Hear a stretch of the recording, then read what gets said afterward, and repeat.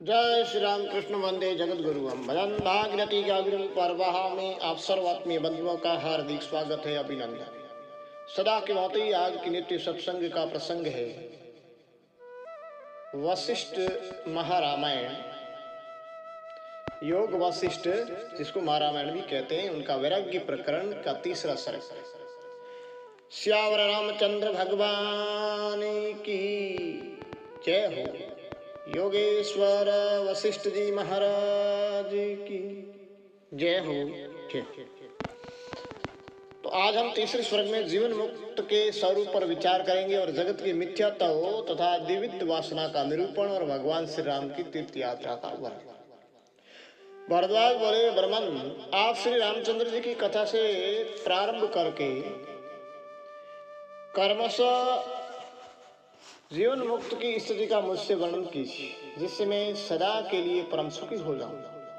तो श्री वाल्मीकि जी ने कहा, साधु पुरुष भरद्वाज, जैसे रूप रहित आकाश में नील पीत आदि वर्णों का ब्रह्म होता है, उसी प्रकार निर्गुण निराकार ब्रह्म में अज्ञान अवश्य जगत की सत्ता का ब्रह्म होता है। यह जो जगत संबंधी भ्रम उत्पन्न हो गया, इसे इस तरह भुला दिया जाए कि फिर कभी उसका स्मरण न हो। इसी को मैं उत्तम ज्ञान मानता हूँ। इस दृश्य प्रपंच का अत्यंत अभाव, ये बिना हुए भी भाषित हो रहा है। जब तक ऐसा बोध नहीं होता, तब तक कोई कभी भी उस उत्कृष्ट आत्मज्ञान का अनुभव नहीं कर सकता। इसलिए आत्मज्ञान का अन्वेषण, उसकी प्राप्ति के लिए प्रयत्न करना चाहिए। तो इस योग वशिष्ठ रूप शास्त्र का ज्ञान होने पर इसी जीवन में उस आत्म तत्व का बोध हो जाए, ये सर्वथा संभव ही है, वो होकर ही रहेगा। इसी उद्देश्य से इस शास्त्र का विस्तार यानी प्रचार प्रसार किया जाता है।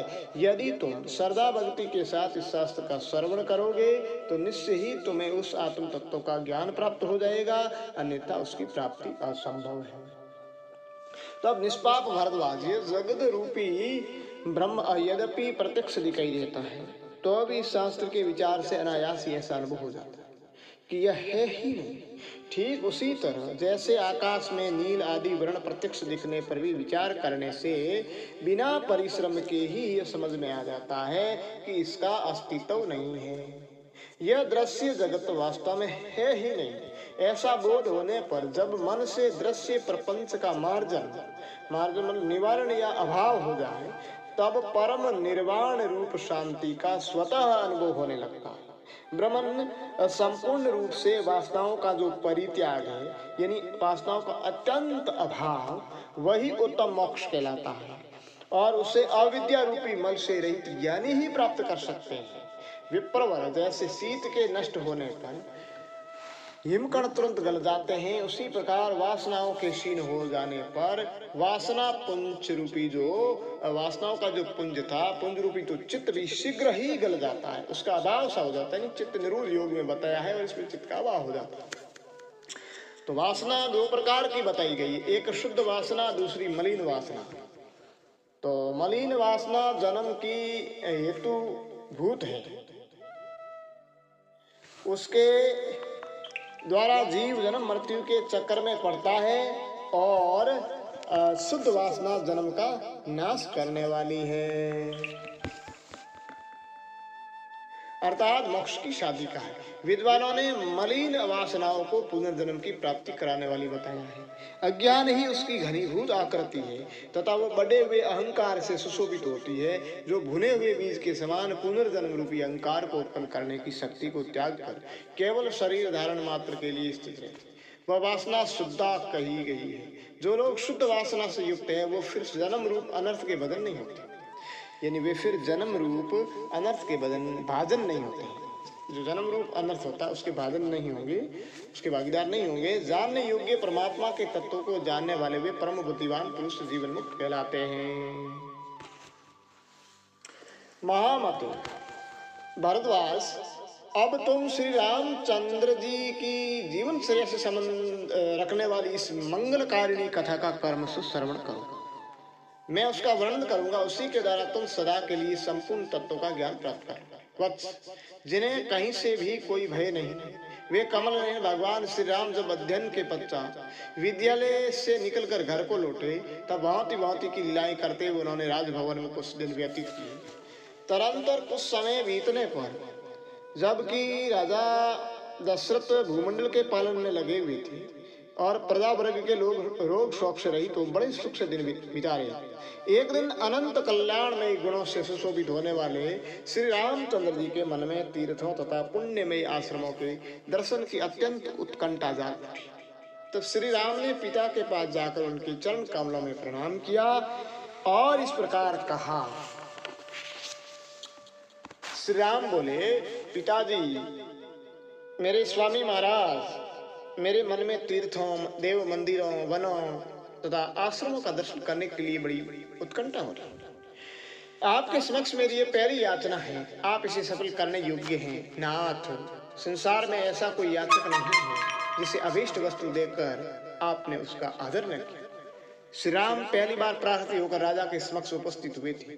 उनके इस प्रकार प्रार्थना करने पर राजा दशरथ ने वशिष्ठ जी के साथ विचार करके उन्हें तीर्थ दर्शन के लिए आज्ञा दी। उस समय शुभ नक्षत्र और शुभ दिन में ब्राह्मणों ने आकर उनके लिए स्वस्ति वासन किया। उनके शरीर को मांगलिक वेशभूषा से अलंकृत किया गया। माताओं ने उन्हें हृदय से लगा लगा कर आशीर्वाद दिए और आभूषण पहनाए। फिर वे रघुनाथ जी तीर्थ यात्रा के लिए उद्यत हो लक्ष्मण और शत्रुघ्न इन दो भाइयों और वशिष्ठ जी के भेजे हुए शास्त्रज्ञ ब्राह्मणों तथा अपने ऊपर सिने रखने वाले कुछ इन्हें गिने राजकुमारों के साथ अपने उस राजभवन से बाहर निकले। श्री रामचंद्र जी की दान मान आदि से ब्राह्मणों को अपने अनुकूल बनाते, सब ओर से प्रजाओं के आशीर्वाद सुनते और संपूर्ण दिशाओं के दृश्य पर दृष्टिपात करते वन्य प्रदेशों में भ्रमण करने लगे। उन्होंने अपने निवास स्थान उस कौशल जनपद से आरंभ करके स्नान, दान, तप, ध्यान पूर्वक कर्मश समस्त तीर्थ स्थलों का दर्शन किया। नदियों के पवित्र तट, पुण्य वन, पावन आश्रम, जंगल, जनपदों की सीमाओं में स्थित समुद्र और पर्वतों के तट, चंद्रमा के समान उज्जवल आभा वाली गंगा, नील कमल की सी कांति वाली निर्मल कलित नंदिनी, यमुना, सरस्वती, सतरूप सतलज, चंद्रभागा, इरावती, वेणी, कृष्ण वेणी, निर्विंध्या, सरयू, चंबल, झेलम, व्यास, बाहुदा और प्रयाग, नैमिषारण्य, धर्मारण्य, गया, वाराणसी, श्रीशैल, केदारनाथ, पुष्कर, क्रम प्राप्त मानस सरोवर, उत्तर मानस, वटवामुख, अन्य तीर्थ समुदाय, अग्नि तीर्थ, महातीर्थ, इंद्रधूम सरोवर आदि पुण्य तीर्थ सरोवर, सरिताएं, नद, तालाब, कुंड, इन सब का उन्होंने आदर पूर्वक दर्शन किया। स्वामी कार्तिक के सालग राम स्वरूप श्री विष्णु, भगवान विष्णु, शिव के 64 स्थान, नाना प्रकार के आश्चर्यजनक दृश्यों से विचित्र शोभा धारण करने वाले चारों समुद्रों के तट, विंध्य पर्वत, मंदराचल के कुंज, हिमालय आदि 7 कुल पर्वतों के स्थान, तो बड़े बड़े राज ऋषियों, ब्रह्म ऋषियों, देवताओं, ब्राह्मणों के मंगलकारी पावन आश्रमों का भी श्री रामचंद्र जी ने श्रद्धापूर्वक दर्शन किया।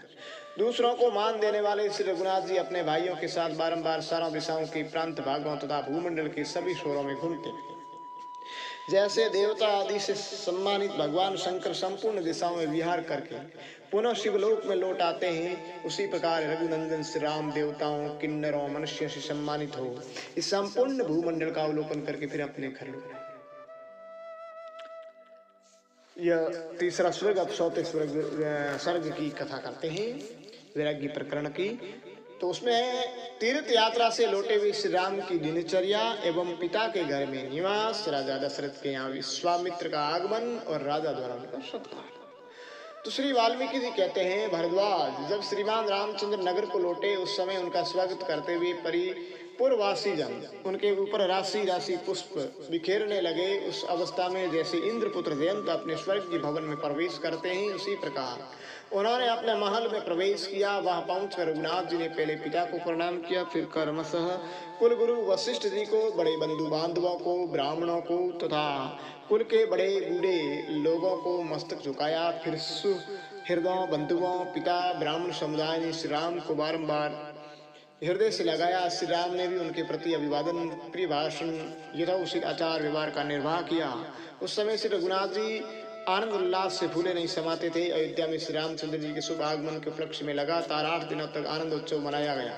उस समय हर्ष से मतवाली जनता के द्वारा सुखपूर्वक किए गए गीत वाद्य आदि का मधुर कोलाहल सब व्याप्त हो गया था। तो अब से श्री रघुनाथ जी विभिन्न देशों में प्रचलित नाना प्रकार के रहन सहन जहाँ तहाँ वर्णन करते हुए घर मैं ही सुखपूर्वक रहने लगे। श्री रामचंद्र जी प्रतिदिन सवेरे उठकर स्नान आदि के पश्चात विधि पूर्वक संध्या बंदन करके राजसभा में बैठे हुए अपने इंद्र तुल्य तेजस्वी पिता महाराज दशरथ का दर्शन किया करते थे।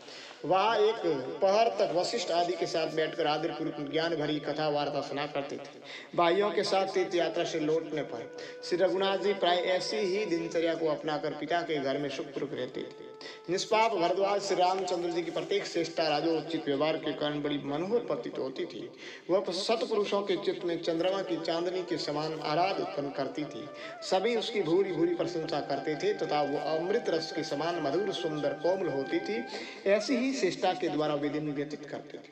भरद्वाज तदंतर जब श्री रघुनाथ जी की अवस्था 16 वर्ष से कुछ ही कम थी, शत्रुघ्न लक्ष्मण श्री रामचंद्र का निरंतर अनुसरण करते थे। भरत सुखपूर्वक अपने नाना के यहाँ विराज रहे थे। महाराज दशरथ इस सारी पृथ्वी का यथोचित रूप से पालन कर रहे तथा वे महापराज्ञ नरेश प्रतिदिन मंत्रियों के साथ बैठकर अपने पुत्रों के विवाह के लिए भी परामर्श करने लगे थे। और उन्हीं दिनों तीर्थ यात्रा पूरी करके अपने घर में रहते हुए श्री राम दिन पर दिन कृष्ण होने लगे। भरद्वाज महाराज दशरथ श्री राम से बारंबार स्नेहयुक्त मधुर वाणी में पूछते, बेटा तुम्हारे मन में कैसी बड़ी भारी चिंता पैदा हो गई? वे उत्तर देते, पिताजी मुझे कोई कष्ट नहीं। इतना ही कहकर कमल नयन श्री राम पिताजी की गोद में चुपचाप बैठ जाते। तदंतर एक दिन राजा दशरथ ने समस्त कार्यों का ज्ञान रखने वाले वक्ताओं में श्रेष्ठ वशिष्ठ जी से पूछा, गुरुदेव श्री राम क्यों खिन्न है? उनके इस प्रकार पूछने पर वशिष्ठ मुनि ने कुछ सोचकर राजा से कहा, श्री राम महाराज इसमें कुछ कारण है, किंतु इसके लिए आपके मन में दुख नहीं होना चाहिए।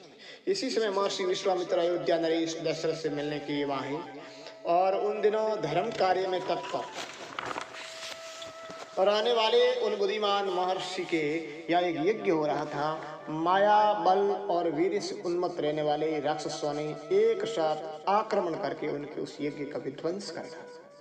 उस यज्ञ की रक्षा के लिए ही उन्होंने महाराज दशरथ से मिलने की इच्छा की थी, क्योंकि राक्षसों के उत्पात के कारण वे मुनि अपने उस यज्ञ को बिना किसी विघ्न बाधा के पूर्ण नहीं कर पाते। तब उन निशाचरों के विनाश के लिए उद्यत हो वे तपोनिधि महातेजस्वी विश्वामित्र मुनि अयोध्यापुरी में आए। वहां पहुंचकर राजा से मिलने की अभिलाषा लिए वे द्वारपालों से बोले, तुम लोग शीघ्र जाकर महाराज को मेरे आने की सूचना दो। उनसे कहना गादी के पुत्र कुशिक वंशी विश्वामित्र आए।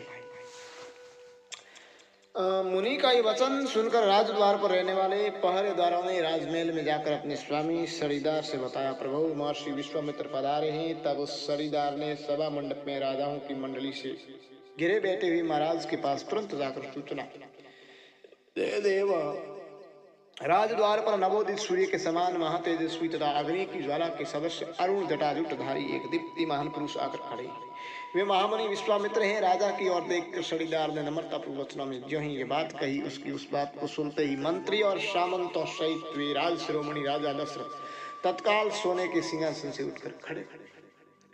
राजाओं के समुदाय से घिरे सामंतों से प्रशंसित होते हुए नरेश वशिष्ठ और रामदेव जी के साथ से पैदल ही उस स्थान की ओर चल जहाँ महामुनि विश्वामित्र खड़े थे। राजा ने डेवडी पर खड़े हुए उन मुनि श्रेष्ठ को देखा और वे ब्राह्मण उचित तेज तथा महान शास्त्र बल से भी संपन्न थे। वृद्ध अवस्था के कारण अधिक पकी हुई तपस्या में लगे रहने से रुखी जटावली के द्वारा उनके कंधे ढके हुए थे।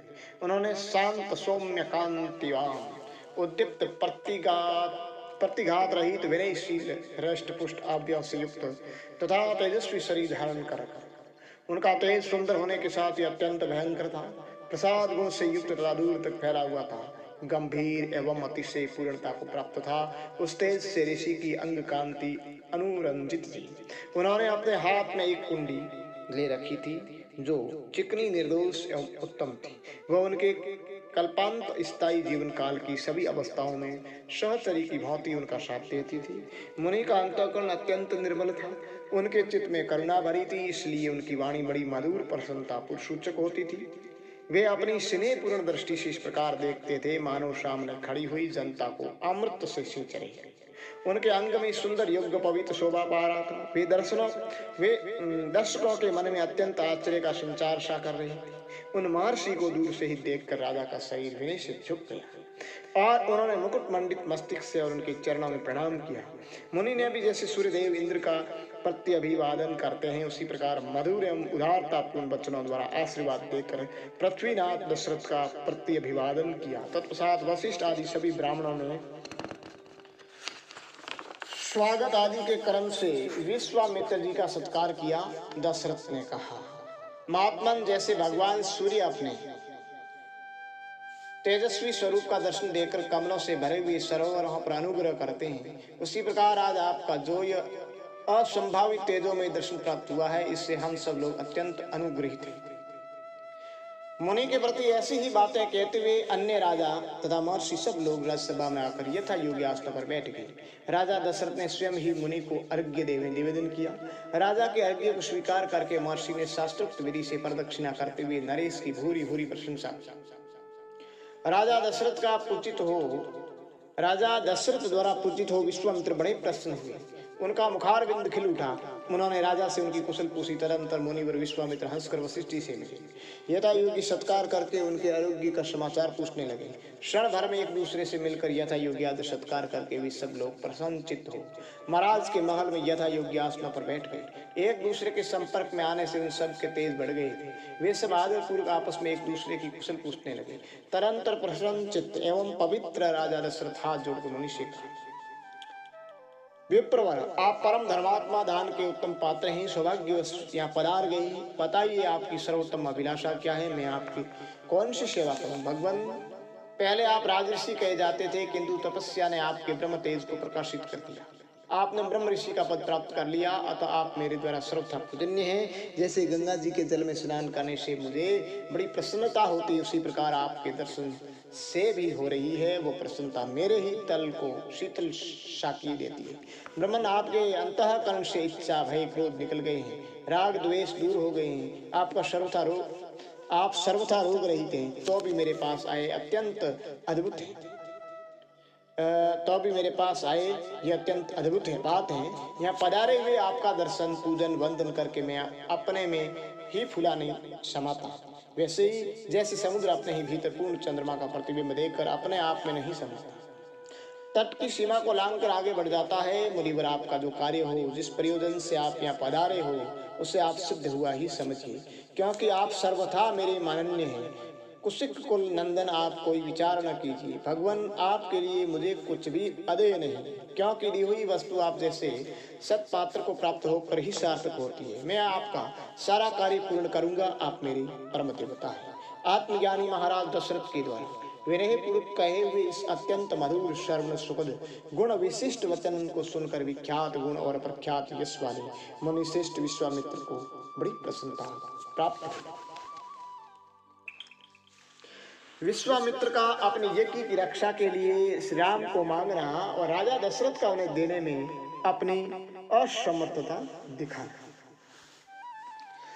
श्री वाल्मीकि जी कहते हैं, भारद्वाज, तदंतर महातेजस्वी विश्वामित्र जी ने पुलकित होकर कहा, नृपश्रेष्ठ, आप महान कुल में उत्पन्न हुए और महर्षि वशिष्ठ की आज्ञा के अधीन रहते हैं, अतः आपके मुख से जो बात निकली है वो इस भूतल पर आपके ही योग्य है। महाराज, अब मैं अपना हार्दिक अभिप्राय आपसे निवेदन करता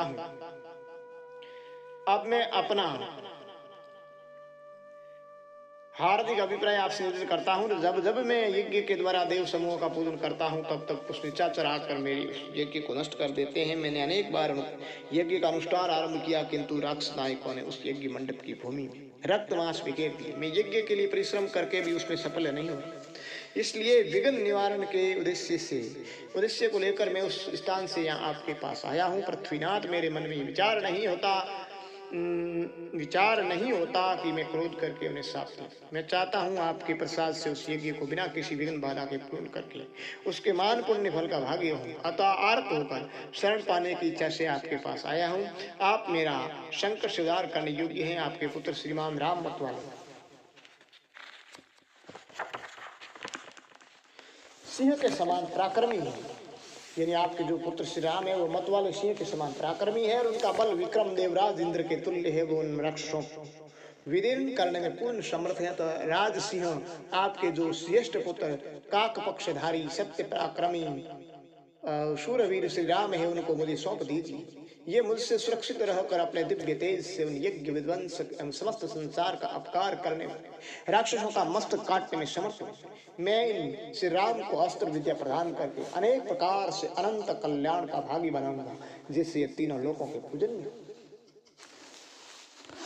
वे पापी राक्षस युद्ध में कालकूट के सम्मान भयानक है और उन्हें अपने बल और पराक्रम पर बड़ा गर्व है। वे खड़ और विष्णु के भृत्य है, कुपित होने पर यमराज के समान जान पड़ते हैं, किंतु राजसिंह वे श्री राम की सहायता को उसी प्रकार नहीं सह सकेंगे जैसे धूलि कण निरंतर गिरती हुई मेघ की जलधारा को नहीं सह सकते। महाराज, मैं अपनी तपा शक्ति से इस बात को निश्चित रूप से जानता हूँ। आप भी मेरे कथन अनुसार उन राक्षसों को मरा हुआ ही समझिए, क्योंकि हम तथा हमारे जैसे दूसरे विज्ञ पुरुष संदिग्ध विषय में नहीं प्रवृत्त होते। कमल नयन श्री राम कोई साधारण पुरुष नहीं, साक्षात परमात्मा है। इन्हें मैं जानता हूँ। माँ तेजस्वी वशिष्ठ जी जानते हैं तथा दूसरे दीर्घदर्शी महर्षि भी जानते हैं।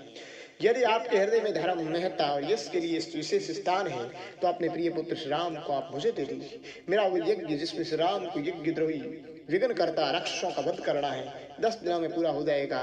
काकुस्तुस, इसके लिए भी आपके वशिष्ठ आदि सभी मंत्री आपको अवश्य अनुमति दे देंगे। अतः आप श्री राम को मेरे साथ भेज दीजिए। ठीक समय पर किया हुआ थोड़ा सा भी कार्य बहुत उपकारी होता है, समय बीतने पर किया हुआ महान उपकारी भी व्यर्थ। इस प्रकार धर्म और अर्थ से युक्त बात कहकर धर्मात्मा महातेजस्वी मुनीश्वर विश्वामित्र चुप हुए। मुनिवर विश्वामित्र का वचन सुनकर उन्हें युक्त उत्तर देने के लिए कुछ सोचते हुए महानुभव राजा दशरथ थोड़ी देर तक चुप बैठे, क्योंकि जिसका मनोरथ पूर्ण किया गया हो वो बुद्धिमान पुरुष युक्ति संगत उत्तर पाए बिना संतुष्ट नहीं होता। भरद्वाज विश्वामित्र जी का वो भाषण सुनकर वात्सल्य भाव श्रेष्ठ 2 घड़ी तक निश्चिष्ट बैठे रहे। फिर इस प्रकार दीनतापूर्ण वचन बोले, मुनीश्वर, कमल ने श्री राम की अवस्था अभी 16 वर्ष से भी कम ये राक्षसों के साथ युद्ध कर सके, ऐसी योग्यता मैं इनमें नहीं देखता। प्रभु, मेरे पास ये पूरी एक अक्षौहिणी सेना है जिसका मैं यही स्वामी हूँ। इस सेना के साथ चलकर मैं ही उन पिशाचरों के साथ युद्ध करूंगा।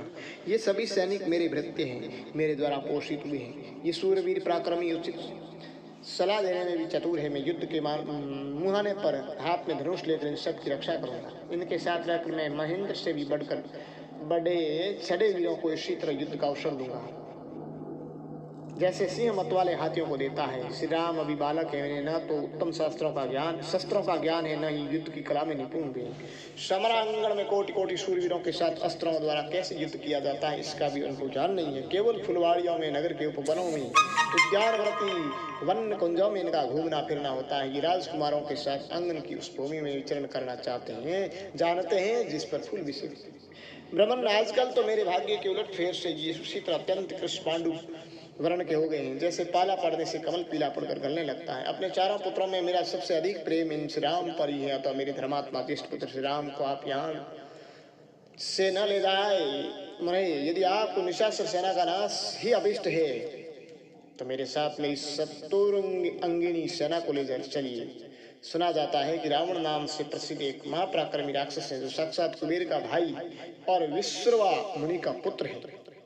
यदि वही दुर्बुद्धि राक्षस आपके यज्ञ में विघ्न डालता है तब तो हम लोग उस दुरात्मा के साथ युद्ध करने में असमर्थ।